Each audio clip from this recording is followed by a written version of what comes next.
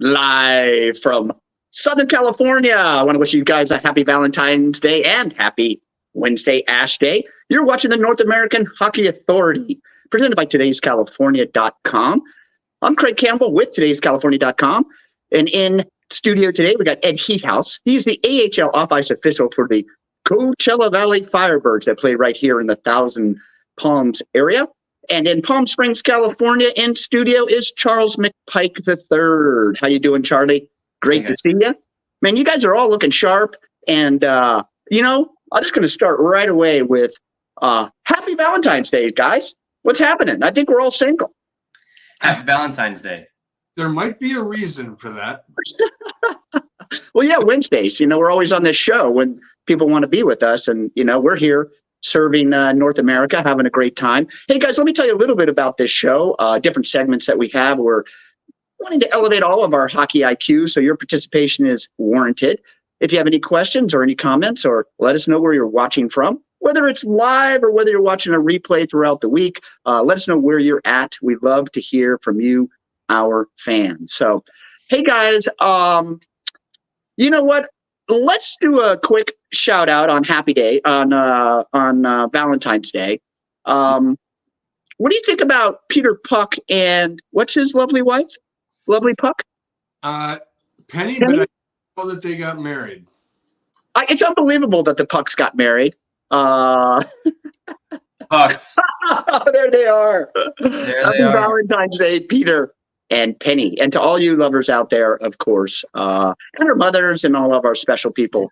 Yeah, I was going to say, I might be single, but I definitely bought flowers for, more than one woman. So, I thought you were buying my for mother yourself. was one of the other women. So, let's just be very clear here. I appreciate you taking the pressure off the rest of us. Oh, That's sure. true. Yeah. Could you buy a few flowers for me? I have a few I need to hand out. I got nothing. Hey, guys, you know what? History matters, and this is all about hockey. So why don't we jump right into it? Let us know where you guys are watching from. A little bit quiet today, I see. Let us know that you're there. We appreciate you. History matters. Why don't you talk to us a little bit about that, Ed? Well, really, why don't you tell me how your week's been going, Ed? You're in red. I like it. I love it. You're always in a jersey. You always got a special thing going on in your mind, and you always put together a great show. Well, we've got the Valentine's Day red Caps jersey to commemorate this exciting day. Valentine's Day, Ash Wednesday on the same day. Shout out to my sister-in-law, Val, who has a birthday today as well. And then yesterday was Fat Tuesday. So, man, holidays abound right now.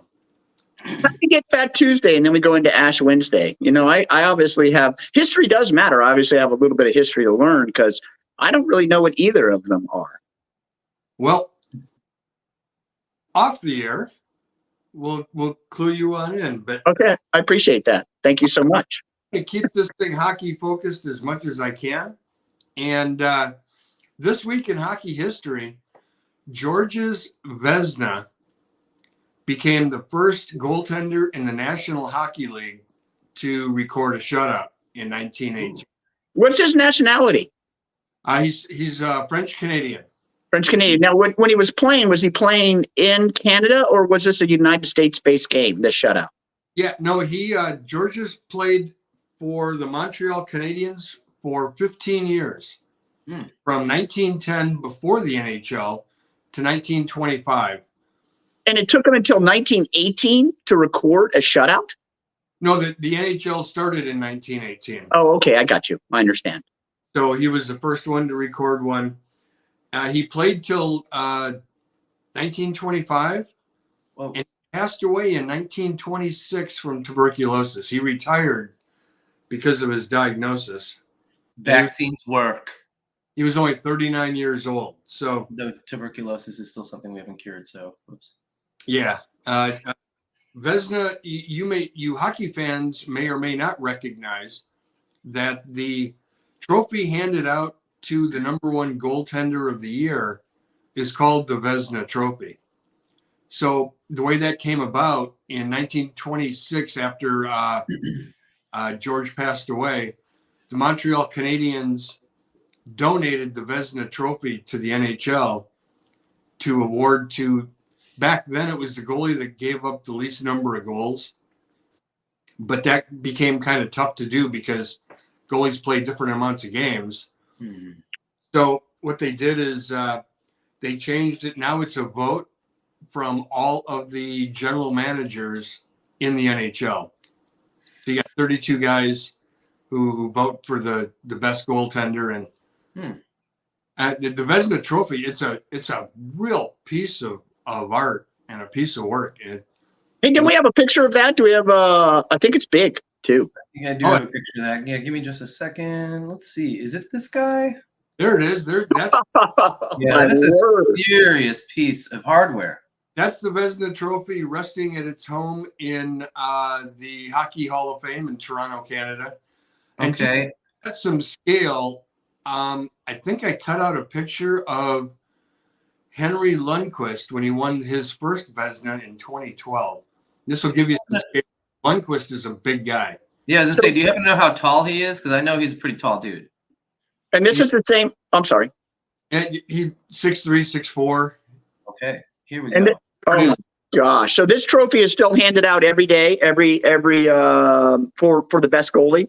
Every at the end of every season, the general managers in the NHL vote on the best goaltender, and this is him receiving the award in 2012. Now you don't get to take it home. Like, where would you keep it, Ed? It'd be right behind you.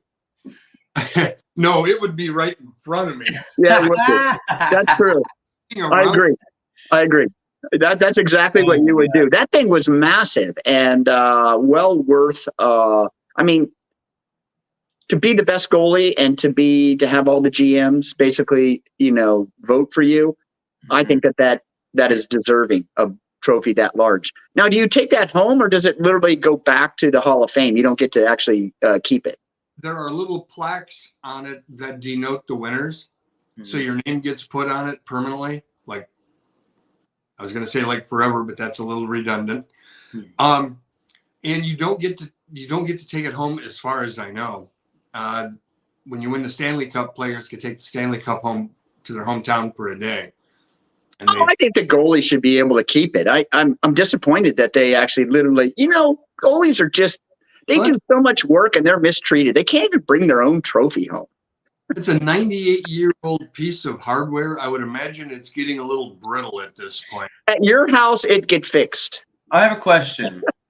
So much like the Stanley Cup, there's only so many places for placards. So what do they do when they run out of space? Considering, if I recall, on the Stanley Cup, they write every player's from the team's name on the, and that's, it's a lot of guys. So what do they do? What they do, the plaques that go on the Stanley Cup and the plaques that go on, for example, the Vezina Trophy, when they rotate somebody out to put somebody new in, that plaque goes on the wall in the display where the trophy is. So your plaque will always be perfect. Okay, thank you. I wish they would show that more. Like I've wondered that for a long, but it always escapes and I'm like off to something else. But yeah, now that we bring it up, that's okay. So it lives in like the Hall of Fame area where the trophy exists, right, when not being brought around in white gloves in a padded velvet case. Hey guys, you are watching the North American Hockey Authority, and we come to you every Wednesday at noon right here at Heat House in the left-hand side up the top corner. AHL off-ice official for the Coachella Valley Firebirds. And we got Charlie McPike moving us around all over the place, pulling up the pictures and doing a lot of engineering. And what a great question. What happens to all the names when, you run out of room? I think that's just a great question. There's so much to learn about hockey lore, hockey history, and just the rich. I mean, we're going all the way back to 1918. That's 105 years, 106 years, if I'm counting correctly. So back to math. We had this discussion, I think, last week about math. Hey, you know what? What do you think about moving to rules?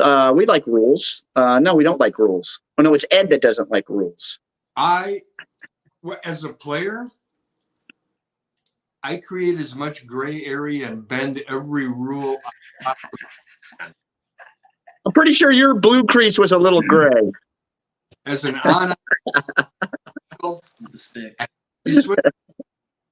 so the rules are there to be enforced.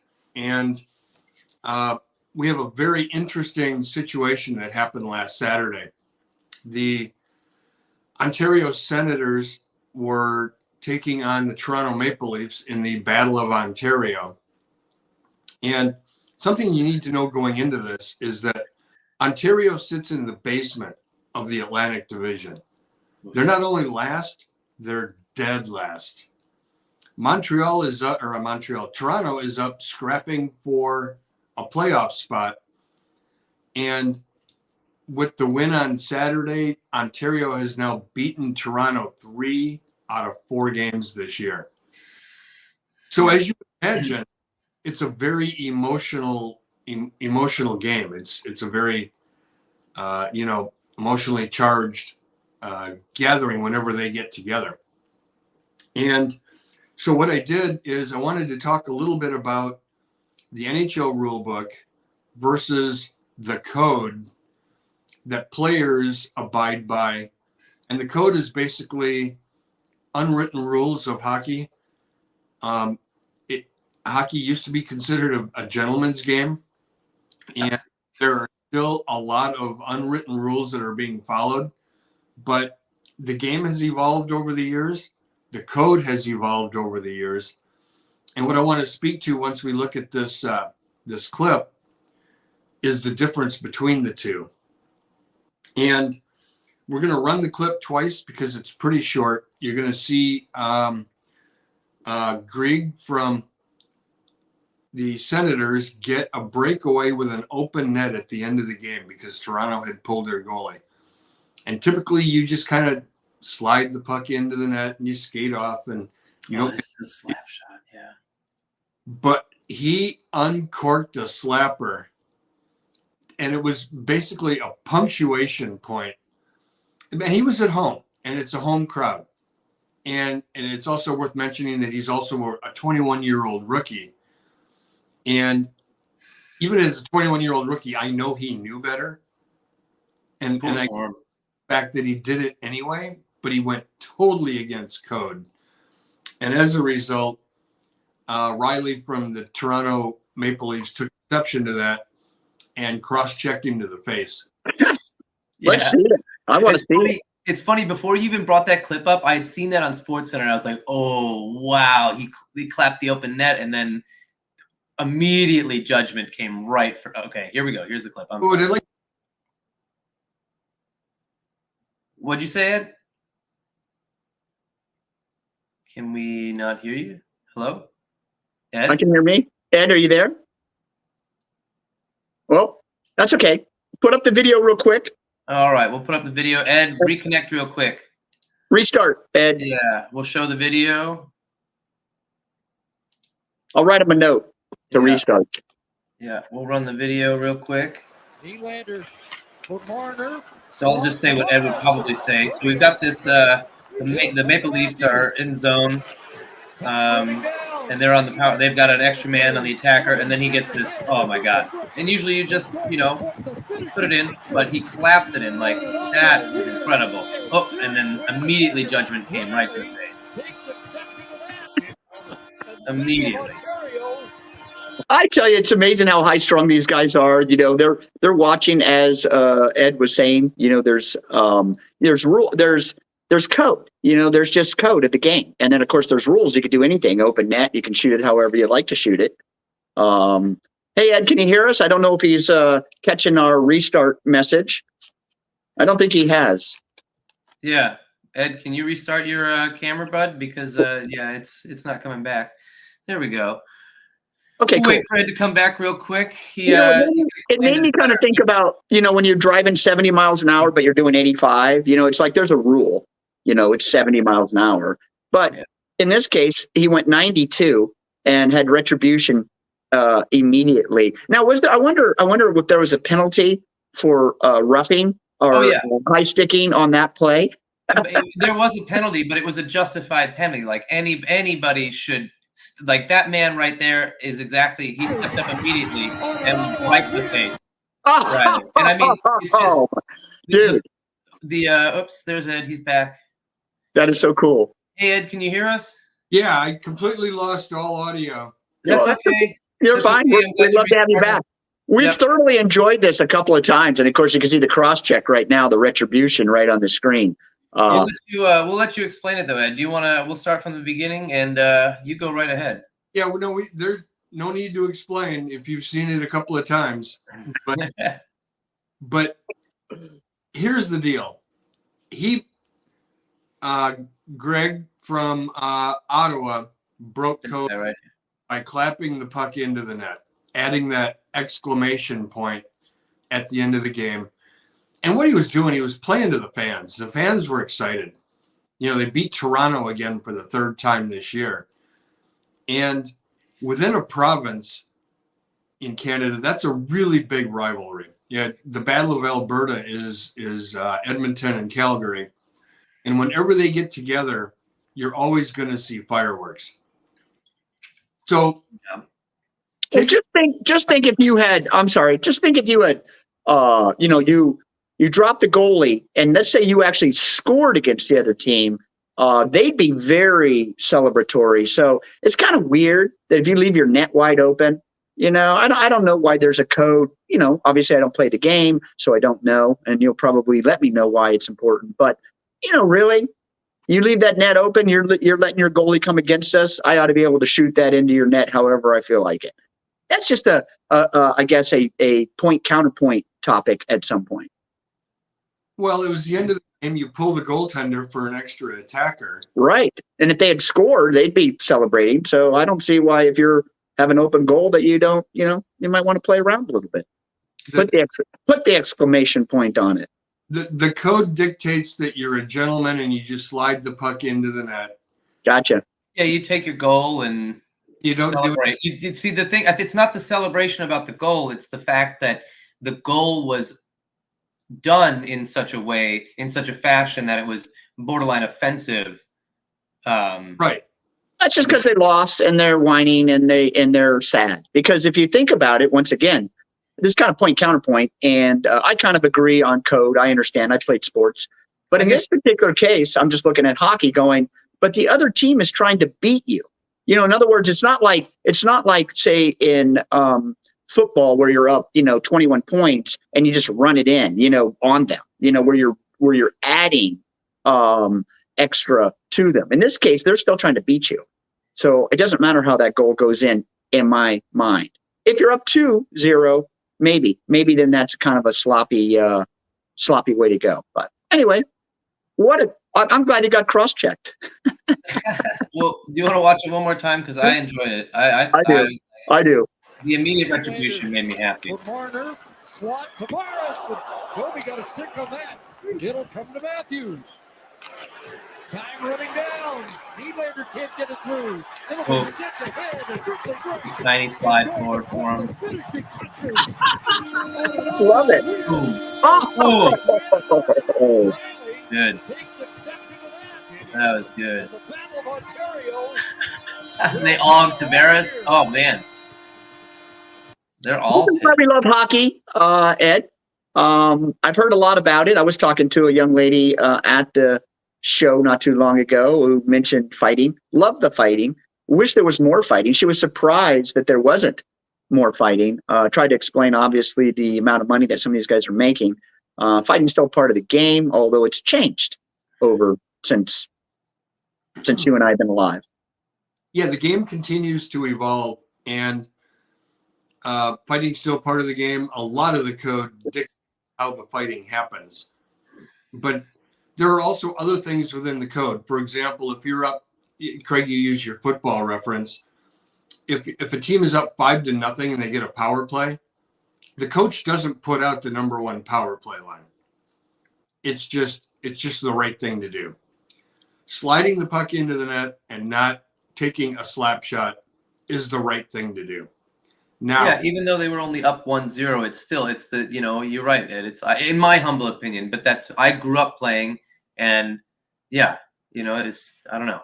It's like taunting in a way. It's just beyond. I understand. It is. And here's the deal, and here's what I wanted to get into is that Greg broke code, and then Riley cross-checks him to the side of the helmet.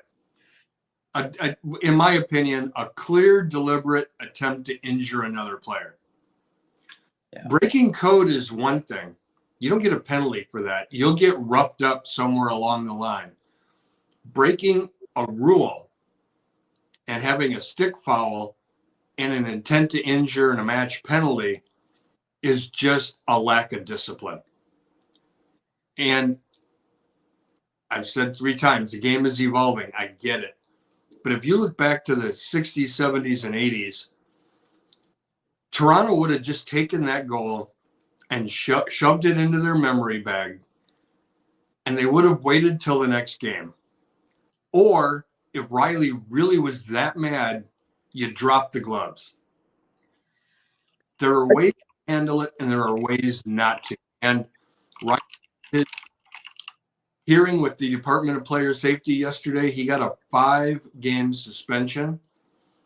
Personally, I think the NHL went too lightly. They need, I mean, five games is a lot. It's more than a week's worth of games. And if you're the number one defenseman on the number one defensive pairing, that's a long time to be sitting out. But I personally, 10 games. An attempt to injure somebody, you're gone, dude. You need to mellow the hell out. I think sports, I mean, I'm with you, Ed, because, these athletes are machines and they can kill people on every level. And I think that when there's intentionality to injure or hurt, there's a criminal element when it gets to intentionality. I'm not saying that you get wound up and you hurt somebody. That's one thing in the sport. But when you literally are intentionally trying to hurt, injure, or retaliate in that way, I just wish there was something more than just game suspensions. Like I said, some of these things can be criminal. We saw, of course, the guy that skated over the gentleman's neck I think it was in England, was charged with manslaughter. I don't know how that turned out, but you can see that it can happen. There can be intentionality that maybe should have off-ice consequences. Right, and that's kind of my point here. In my day, you waited till the next game. How about Terry O'Reilly climbing in the stands and beating the shit out of fans as a Bruin back in the 70s? Yeah. I mean, just to add a counterpoint here, you talk about the golden era of hockey and how respectable and gentlemanlike they all were, but I don't know. He's now a sportscaster. I was respectful in that I kept a book in the locker room in my bag. And before every game, I reviewed the team we were playing if I'd played them before. Mm-hmm. Quick periods, I would write down players' tendencies. So at the end of the game, I would just write in there in great big letters, Greg must pay. You had like a burn book? I carried a book. I'm surprised it didn't just say slash. Instead, it was this long-winded, must retaliate against Greg. There was definitely a lot. Done. Ed's turning the book around because there's information about him, where his vulnerabilities are, where you should hit him. No, well that's about all the players. But the point is, there was a discipline, and we were disciplined. There wasn't immediate gratification, and this is a potential peeve for another day. Today's youngsters have this need for immediate gratification. And in reality, when you wait on a guy like that, I mean, the beginning of the next game against him, he knows I'm looking for him. And if I don't do anything that game and I wait till the next game, now his guard is down, that's when you really, really extract your pound of flesh. The game within the game, the flesh-pounding game within the game by Ed Heathouse, off-ice official. I love how these off-ice officials are so aggressive. And I love you. As a goalkeeper, you're the best guy to really be anchoring this and letting us know things because, you've seen it all and you're really, oftentimes the goalies are captains. Plus, you're an official. You've been around for so long. I love your insight. It's just phenomenal. Rules matter. Yeah, do we have a Beak of the Week now? Are we moving on? Yeah, we are. We are moving on. I think we're at the Beak of the Week. Sounds good to me. Moving on, Beak of the Week. I found some mic'd up footage from the playoffs last year, 22-23. And it's the Edmonton Oilers and the Vegas Silver Knights. And the guys from Vegas, I've never seen this before, were actually astounded at how much chirping and beaking the Oil were doing. And it'll even include a clip about it's a locker room interview afterwards with one of the Silver Knights. And then at the end of it, once we see the clip, we'll talk a little bit about the last comment, which was from a different game. Perfect. All right, here we go, guys. Let's. Whoops, sorry. All right. Watch Charlie do his work here. He's working really hard. Hey guys, the problem is I can't bring it in until you're done talking because it immediately puts it on screen. It's kind of a bummer. I'm gonna have to figure that out sometime later. But here we go, guys. I do 60 every night. Rolling it out. Let's go. Rolling it out. We call a penalty. It's still the same thing. Yeah. Sit down. How do you like that? Okay. How do you like that? Energy chirping. It's crazy. Yeah, oh yeah. I've never seen a bench chirp one. It's insane. a bench chirp warning. Two, they're still like after. It's like. Is that a hot dog? Oh my god! Somebody was not happy with his hot dog. That's wild. A bench chirp warning. Yeah, what's that, Ed? Chirp more. Never chirp more. I like a chirp warning. I think that'd be hilarious. What would that look like? What would the signal look like for a chirp warning? They're Yeah, is there such a thing? Does the ref just come over and tell you to calm it down? Oh no! No, they just let it go. The referees chirp players during the game. Well, that's true. And Well, you always see him talking and like smiling. And last game I shot, we saw Max utter some unmentionable words at the ref. It was so good. Do we have a picture, a video? Oh, no. And even if I did, I wouldn't incriminate him like that. Oh, But it was a special moment. I haven't trained you well enough yet, Charlie. You're still. Oh no, I haven't. Still coming along. Yeah, no, I haven't. I'm not gonna do that to him. But at any rate, it was just funny because there was another cameraman that's like, "Did you see that?" I'm like, "Yeah, he definitely said what you think he said." And the ref, I mean, they were both laughing afterward, but it was a tense moment for a second. They have their bouts, the refs and the players, don't they? oh, absolutely. Speaking and chirping is such a part of the game. I've really grown to appreciate it with this show, actually, and the fact that we do a segment every single time. It's such a part of things. It's so funny. Humor is actually what I think about when it comes up because they're just funny. It's like playground kids. Oh yeah, absolutely. Oh, why don't you just sit down? You can't even get up. Eat a donut. Well, that's brother stuff, right? Sit up. No, you stay sitting down. You stay there. Yeah. Well, not even an F word. It's just like, it's literally like they revert back to being like 7. You should just sit down. The clip where that clip ended, it cut just a teeny bit early, but it was the Florida Panthers guy. They were picking up the rats off because Florida throws plastic rats onto the ice, and we can do a segment on that down the road. But the Florida Panther player was looking at the referee, going, "Is that a hot dog? Did someone throw a hot dog out there?" And the ref goes, "Yeah, it's a hot dog." And he goes, "Man," he said, "I can't imagine anybody throwing away a $17 hot dog." But That's funny. That's funny. if nothing else, today's fans would go, "Yeah, why would I throw a $17 hot dog out on the ice?" Yeah, that's like an ultra for 16. Why am I getting rid of that thing? I'm not putting it anywhere other than in me, probably. Which is why, unless it's a celebration, folks, for a hat trick, we do not throw things on the ice. Ever. Hey, Not- guys. Go, I'm so sorry.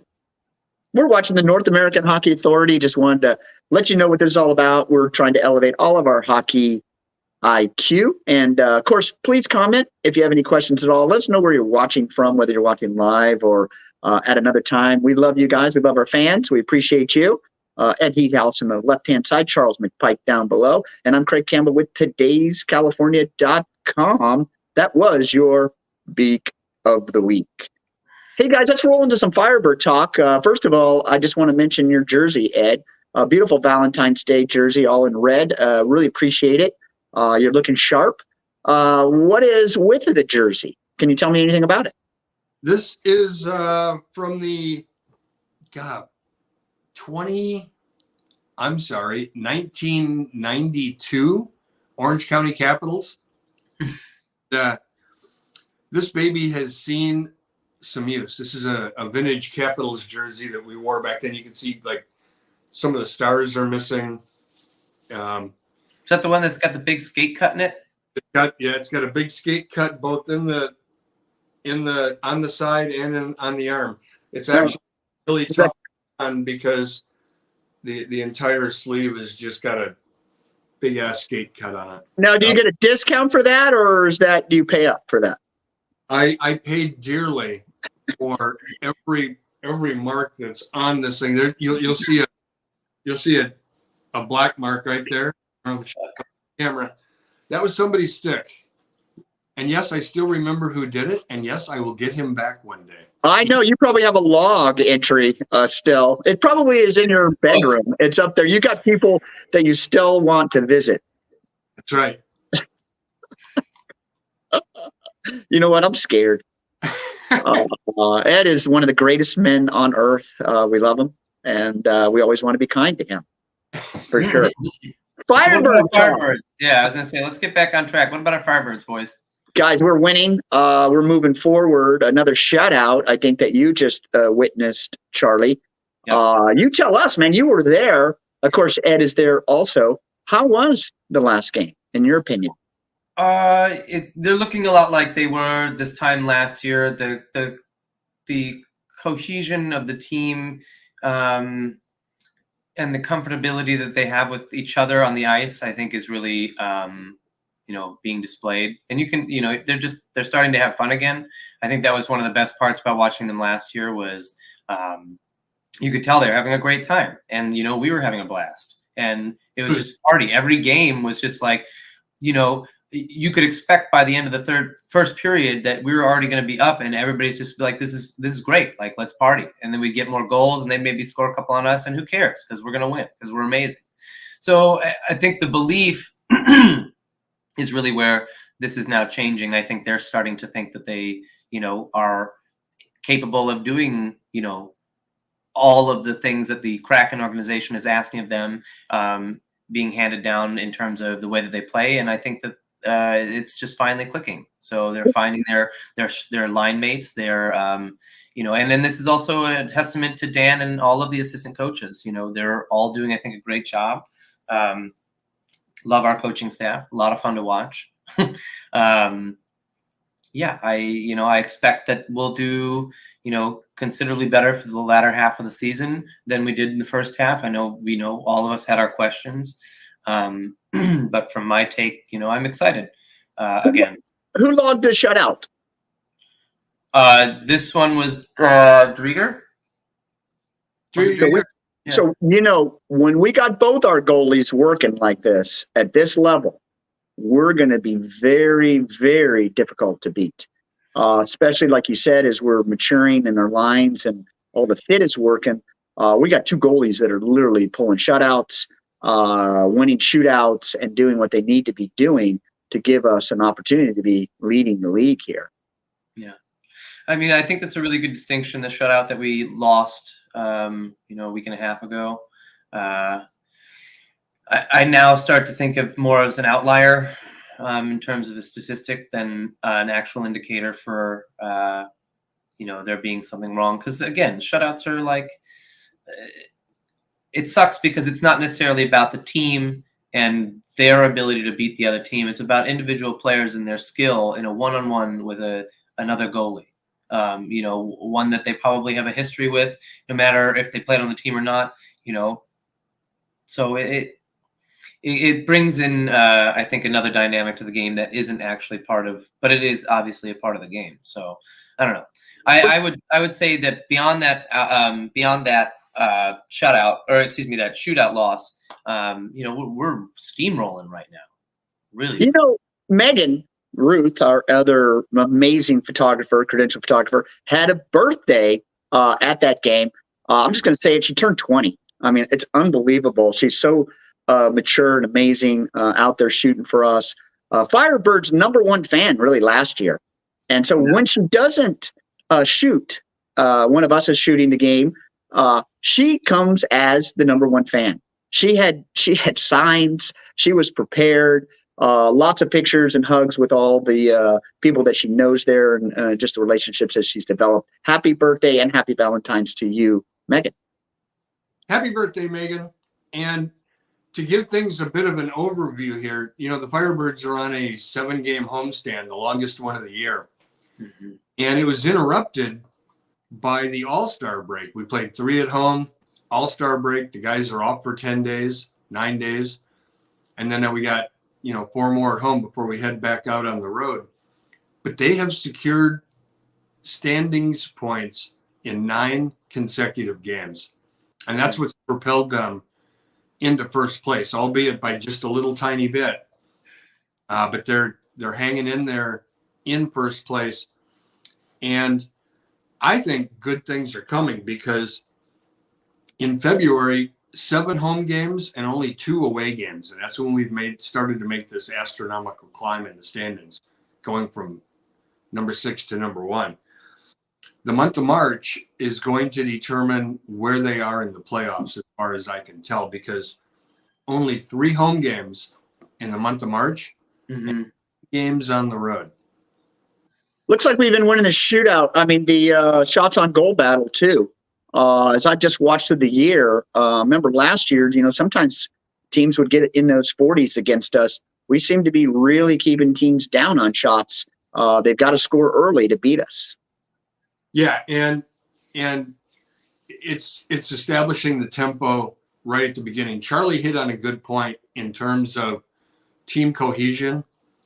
I think it was about this time last year when the Firebird fans realized, hey, there's really something going on here. There's something special about these guys. And our home record is now 11-8, so we're above that 500 mark at home. Yeah, tough start to the year for whatever reason. But the away record, 16-4. So we've won 3 games for every game we've lost on the road. Going out on the road for 9 in the month of March shouldn't scare anybody in the slightest.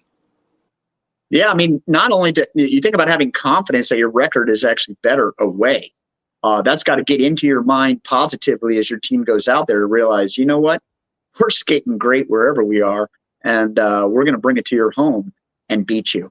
That's a different mentality, and that's one that's going to continue, I think, to help the Firebirds. Of course, Hershey on the other side, our lovely nemesis with those disgusting colored shirts they have, jerseys, that's what they are. We might have a meeting with them again. Of course, we have a long way to go, but sure would be exciting to have a repeat in the Calder Cup and see if we could finish these guys off.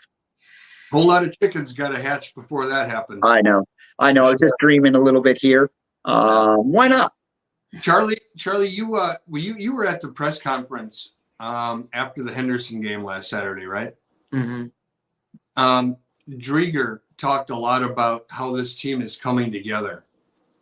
Do we have a clip about what he said about team cohesion? That would be on a live. I don't know if I can pull that out right now, but we can find that out. All good. I got it. So okay. We can clip it down and maybe show it next time, because I think it might be really good to just show Drieger's mindset for next. As we do love hearing the boys talk, especially when they speak from the heart about how it's going. I'm going to tell you how his mindset was, Craig. He looked at everybody in that press conference and said, I'm starting to feel the swagger that we had last year. He goes, and I can't tell you if it's a chicken or an egg thing, whether the victories and the 9-game point streak contributes to the swagger or having the swagger. It contributes to the 9-game point streak. Yeah. But that's why I think when they walk into another building, especially now that they found their swagger again, it's going to make them tough to beat. You're going to have a hard time putting this team on the brink of a loss because they know what they've got and they're playing with confidence right now. Well, Drieger, obviously, big mindset change because he's playing NHL. He's in the mix for being number one at the Kraken.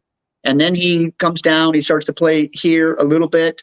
And Joey Decor goes and basically takes his position in essence, and they kind of trade. That's got to be difficult for Drieger, a veteran who's been around and making more money than Joey, almost 3 times as much, to do that. But you can see that he's just decided to play, sounds like. And that's a big thing for the Firebirds, to have a Drieger NHL level player down there and really working on his game and wanting to win. I mean, it's got to be tough, right? I'm sure that Drieger will get his. It's not. He's not a bad goalie. He had an injury, and he spent the entire time coming back, as Ed pointed out to us way back when. And the fact that he's coming back now means that he's an asset to the Kraken again, either as a player or monetarily. So he's going to be fine. Well, you can see it, and it's so exciting. And this is incredible. Having gotten used to that North American ice, I didn't realize, he hadn't even played in the United States before coming over here. Had to get used to a lot of different things, and that's materializing. That's one big boy out there who's also playing well. So shout out to our goalkeeper scouts and those that are signing, because we certainly have a collection of them here with the Kraken and the Firebirds. Yeah, the Kraken organization is definitely loaded with talent on the goaltending side. Yeah. All right. Definitely true. What's our next segment, boys? I know. We're just wearing ourselves out. I like it here. North American Hockey Authority. Hey, shout out to us or shout out to somebody else. Make sure you share this around, whether you're watching live or on a replay. If you have any questions, let us know. We are working on elevating all of our hockey IQ, so we're interested in what you are thinking and any questions that you may have. We're moving on to point counterpoint. I know we've had a few through the day, but we have a special one. What do you got for us, Ed? I have a question. Ooh, yeah. The Firebirds wear their 3rd jersey every Sunday Fun Day. They call it Sunday Fun Day. The Firebirds do, not me. We've played, I believe, 6 games in those red jerseys. We haven't won a game in regulation yet. My question is, with a game coming up this Sunday against Henderson, if we don't, my point is, if we don't win this game, red jerseys are out. These are the red jerseys in question, everybody. Come up with another 3rd jersey, but if you're 0-6 in that jersey, why keep throwing good money after bad? It's just time to change it up. So that's like underwear. When you're winning, you keep it. Socks, when you're winning, you keep it. This is the opposite of that those jerseys are somehow causing us to skate worse or the other team better. Yeah, I don't believe in that kind of stuff. I don't either. I think we have to overcome. I like fresh underwear, and it doesn't matter if it's Me too. Jersey, I still play the same. I got to have fresh socks, and I'm going to say I'm going to beat you in any jersey. I appreciate you guys playing up to the ladies on Valentine's Day, telling them that you change your underwear and socks right. Yeah, I don't know who I'm lying to. I guarantee. I thought Ed was going to say he doesn't wear them, and this was going to go a totally different direction, but I'm glad you didn't. Guarantee there are players in that locker room who, when they take their socks off, will literally walk into the corner all by themselves because trash those bastards. there are changes that won't be made, and I don't know of a sport where people are more superstitious hockey players are. Now, does the coach have any opportunity to say, look, these jerseys aren't working for us. We need to change them. Or is this a Firebird marketing decision that really staff doesn't have any choice about? In other words, coaching staff. I'm gonna guess it's a marketing thing. The same marketing fail, in my opinion, that causes our goaltender to be the last person to touch the ice during pregame introductions. They've gone completely against tradition, and it's like they don't know or they don't care. Well, we could probably. I mean, it's a little odd, but I'd like to learn more about the tradition, because we could probably ask Dan or even the goalie. We know that generally tradition and other teams that you come out first. Is there a reason? Because it'd be interesting. I mean, I assume they have a reason. They're going to say something.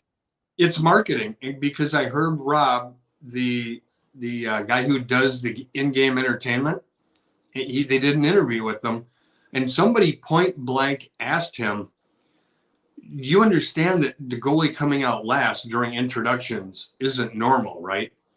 And he said, "Yeah, I totally know," because he worked for a number of other AHL affiliates before coming out here to Palm Desert. And he said, "We'd be happy to change it up. If the team complains about something, we'd be happy to make changes." So now I'm looking at you guys. Somebody needs to ask Dan in a press conference, or Drieger if he's there, how do you feel about being the last one to touch the ice before the game? It can't feel natural to you. Yeah, or you could just ask them. Does it make a difference, right? You could dial it down even. I think it's worth asking, just because it is unique. And I would think a goaltender keeper must know that. If all of his life he's come out first and now he's going out last, it'd be interesting to say, does it really change anything? Of course, you're going to know they're going to say it doesn't matter, but it'd still be interesting to hear maybe the retort. The lie? Yeah. It'd be a lie. I'm so glad they don't have you in that press conference. Oh my God. It would be exciting. We do film those live, Charlie. It would be great to see Ed ask a few questions. That would be fun. I'm calling for a moratorium on the red jerseys unless they win on Sunday against Henderson at home wearing them. Well, we're going to win. Let's just call it out that way. And therefore, we won't have to do that. We can just move forward. Okie doke. You know what? You still have Ed's Peeve of the Week. One of my favorite spots, because I can rap. His Peeve of the Week. All right. So this week, my peeve isn't necessarily mine. It belongs to the season ticket holders at Acrisure Arena. There was a giveaway. There have been several giveaways during this homestand, and people who are season ticket holders, if you've got 3 season seats and there's a giveaway, you should get an item for every seat that you paid for. Especially with the $300 increase per seat this season. And I'm emphasizing the word paid for. Now, there are special giveaways. For example, they give away the youth size jerseys to the first 6,000 kids who come. That's understandable. That's not a season ticket holder thing. That's a kid thing. Yeah. And we need more kids in the game. So that's a great idea. But I've seen giveaway after giveaway this year where season ticket holders, if 2 people show up and they've got a 3rd ticket that they just burned, they didn't use it, they should be able to get that 3rd item because they've got that ticket in their wallet. But they're told no. And then what happens? 8 days later, the arena folks are looking at boxes and boxes of these giveaways because they didn't give them all away. Mm. And to make my point, Charlie, I have for you a Firebird. Oh, thank you. For your car. Thank you. It was a stack of them. Now the off-ice officials aren't going to get anything anymore because I told you that. But they had boxes upon boxes of them. So they gave, 2 per guy. And I'm not trying to get anybody in trouble in terms of the off-ice officials or whatever, but you had season ticket holders who deserve those.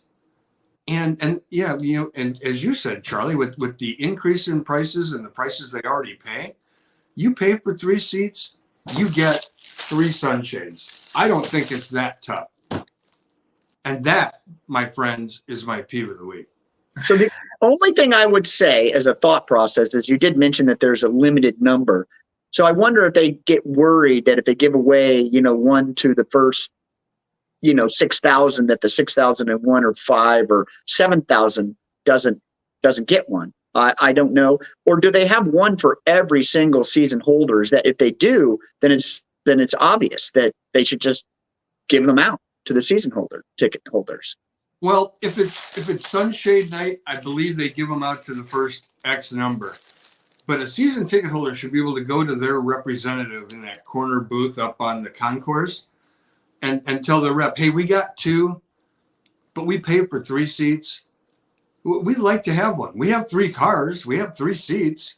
Why can't we have 3 sunshades, for crying out loud? I don't think it's that tough. They can reserve some to make sure season ticket holders are taken care of because they are the bread and butter. I would love to talk to my representative. I won't name him because I don't want anybody to get in trouble. But yeah, I would totally call him up and be like, "Hey, man, break me off the whatever the season ticket holder gift is today. I'm not going to be there on time because usually when I go That's the other thing. Ticket holder, I'll show up like maybe because I don't want to rush in and I don't need to see the puck drop. I don't always have to see the national anthem." But as when I work though, I'm there. What's that? I'm gonna wash your mouth out with soap, young man. Well, maybe it's just because I'm a newfangled young one, but yeah, when I work though, I mean, obviously, you're there before, but casually, it would be nice, especially like last year during the Western Conference Finals when they were putting stuff on the seats. I was seeing some people like season ticket holders sometimes were getting theirs taken. I saw because I were buying seats that time. I wasn't a season ticket holder, so for me, I would get there and there were people who were season ticket holders around, and I would ask, "Are these seats for season ticket holders? Do you want to hold on to one of these 2 items?" And I'll keep the other one. You give them to the season ticket holders because, that's technically theirs. And that's why Craig gives you a camera. To those people, it's time to shame them. Someone's ripping off towels off the backs of the seats. I say we take pictures and we start posting this stuff. I like the idea of putting them in the seats and people just being cool about it. I do think that that's a great way to get them there. Clearly, if you want to give them to the first 6,000 and you come in late, I could see why you might miss it. But I'm in agreement with you, Ed. Season ticket holders, it doesn't seem like it'd be that hard, especially if you're telling me that there's leftovers in boxes. That's really defeating the idea completely. So looks like we could do a little bit of a tinkering there, logistical workout, and maybe even keep them and then re-give them out. Potentially, in other words, don't leave them in a box. Yeah, use them as an extra gift another day. Like, oh, found these. There you go. Yeah, I'm not here to get anybody in trouble. I say we just find a way. They find a way to fix it, and we move on. It's not about. It's just about fixing a problem. And it's free promotion. If they're not giving it away, then people are not using it out in public. And then what's the use of having a branded item in a box? Right. It's like my mother, when I was in grade school, she'd be like, "Oh, where's your jacket? It's cold outside." I'm like, "Oh, it's in the closet." And she's like, "Oh yeah, keeping the closet warm." And that's as much good as those things are doing in the boxes. And so, that's a great chirp. Yeah. Awesome.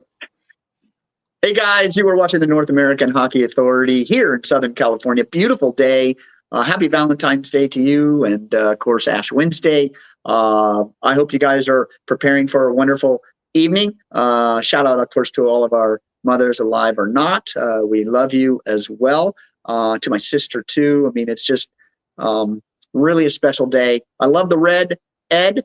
I think you're sporting it. You're looking Valentine's-y. Charles and I got a little bit dark today, but we just wanted to let you shine. Plus, it's the only thing I get to do on Valentine's Day. So yeah, there's You're that. working the rest of the day, Ed. I'd have to go out in public to buy a Valentine card anyway for someone, and I don't want to do that if I don't have to. There you go. You can use Amazon now. Oh yeah. You don't even have to go out. Yeah, flowers.com is a thing, You You Don't can just even ship it directly and not even have to be seen. You do realize that I didn't know it was Valentine's Day till this morning, right? I didn't. But that does do some explaining. That That explains quite a bit, actually. That helps a lot. Yeah. All right, guys. Should we put a vote? I think so. I think so. I appreciate you guys. We will see you next Wednesday at noon, same time, North American Hockey Authority with Ed Heathouse, Charles McPike, and I am Craig Campbell with today's California.com. See you next time. Bye, North America. Be good humans. See you guys.